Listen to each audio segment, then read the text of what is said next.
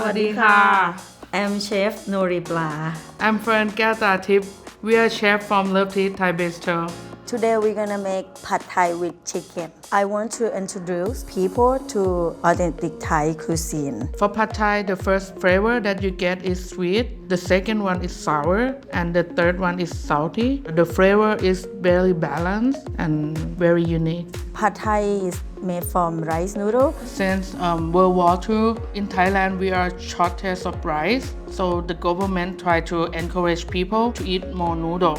We soak the noodle 30 minutes until it's soft. While we soaking, we make pad Thai sauce. I combine tamarind sauce, fish sauce, palm sugar, and paprika.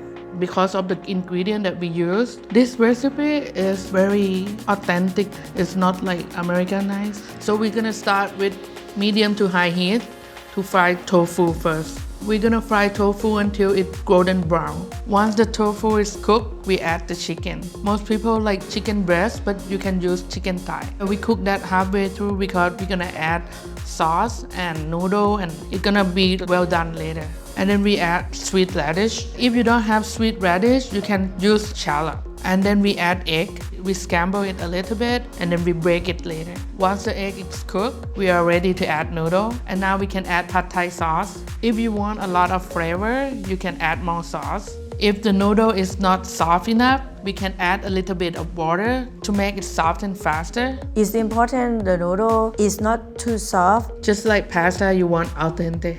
And then we add dry shrimp, garlic chive. If you don't have garlic chive, you can use green onion, add bean sprout, and chili flakes. We add this to the end because we don't want to cook them too much. We want bean sprout to be crunchy. You need to be careful about the heat so you don't burn the pad Thai. Now pad Thai is done and we're ready to plate. My grandma taught me how to cook. She teach me a lot of things. My parents want me to continue my master degree, but I told them I don't want to.